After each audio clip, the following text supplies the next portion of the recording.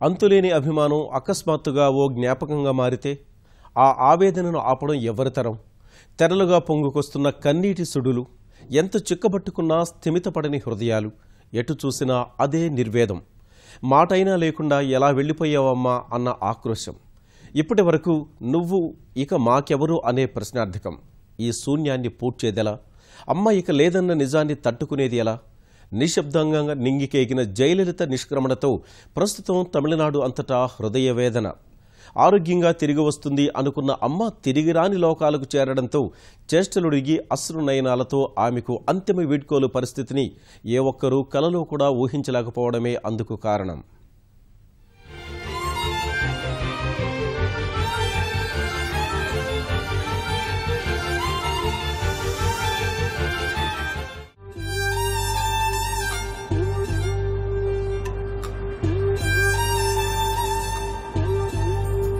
చెరిగింది దీపం, కరిగింది రూపం, అమ్మా నాపై ఏమంత కోపం, కొండంత శోకం, నేనున్న లోకం, నన్నే చూస్తూ నవ్వింది శూన్యం. అనూహ్యం ఆ జీవన ప్రయాణం. వెండితెరపై చెరిగిపోని రూపం. బాకితో కలిపి తలవంచడమే ఎరగని రాజకీయం.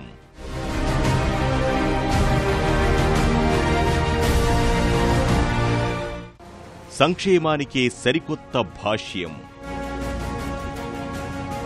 అమ్మగా కోట్ల మంది మదిలో ముద్ర. ఆమె ఇక లేరు అంటేనే తల్లడిల్లిపోతున్నారు.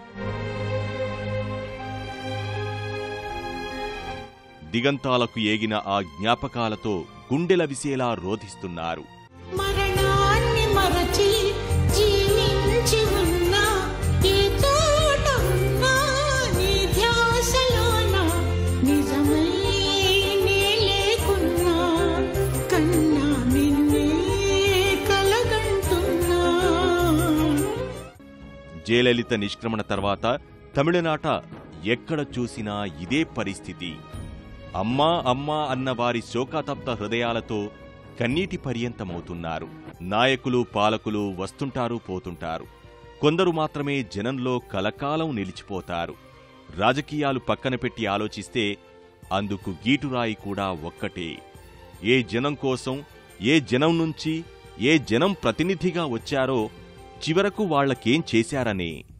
ఇవాళ తమిళనాట వెక్కి వెక్కి రోధిస్తున్న ఏ ఒక్కరినడిగినా చెబుతారు, అమ్మలో అంత గొప్పతనం ఏముందో, తనంటే ఎందుకంత పిచ్చి అభిమానం పెంచుకున్నారో.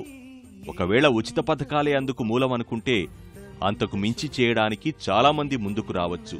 కాని అంత ఆదరణను మాత్రం ఎప్పటికీ పొందలేరనేది కాదనలేని సత్యం. 1-2 రోజులు కాదు, 75 రోజులు మృత్యువుతో పోరాటం. చివరకు ఎవరూ గెలవలేని జీవన సమరంలో తను వెనుదిరగక తప్పలేదు. కాని అసలు ఆమె ఆస్పత్రిలో చేరారన్న మాట బయటకు తెలిసిన క్షణం నుంచే యావత్ తమిళనాడులో ఒక నిర్వేదం. ప్రభుత్వ వర్గాలు, పార్టీ కార్యకర్తల్లో గద్గద స్వరాలతో గొంతు పెగల్చలేని విషాదం. ఎంత ప్రయత్నించినా కాపాడలేకపోయామంటూ సోమవారం రాత్రి 11:30 చెన్నై అపోలో ఆస్పత్రి నుంచి వెలువడిన ప్రకటనతో వాళ్లను ఆపడం ఎవ్వరితరం కాకపోయింది. అమ్మ అస్తమించారన్న మాట వినగానే మరెన్నో గుండెలు ఆగిపోయాయి. లక్షల మంది గొంతులు జీరబోయాయి.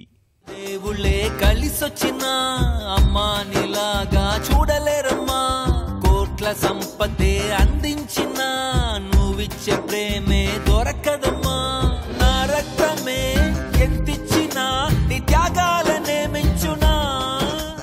నిజానికి ఇన్నేళ్లుగా గుండెల్లో గుడికట్టుకున్న ఆ రూపం ఇక కరిగిపోయిందంటే ఎవరు మాత్రం జీర్ణించుకోగలరు? అమ్మా అని నోరారా పిలుచుకున్న జనం ఆకలి తెలిసిన నాయకురాలు మరి లేదు అంటే ఎలా తట్టుకోగలరు? ఎందుకంటే సినిమాల్లో, రాజకీయాల్లో సహచరులు, ప్రత్యర్థులకు ఆమె సంతోషం, విచారం, కోపాలే తెలుసు. తనకంటూ కుటుంబం లేకున్నా జనమే జగమంతా కుటుంబం అనుకున్న ఇన్నేళ్ల ప్రస్థానంలో వాళ్లందరికీ ఆమె ప్రేమ, ఆప్యాయతలు తెలుసు. అమ్మ పేరుతో ప్రారంభించిన పథకాలన్నింటినీ ఒక బ్రాండ్ స్థాయికి చేర్చింది అవే.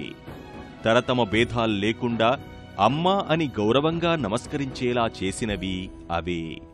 మరణాన్ని మరచి జీవించి ఉన్నా, ఏ చోట ఉన్నా నీ ధ్యాసలోన నిజమై నే లేకున్నా, కన్నా నిన్నే కలగంటున్నా.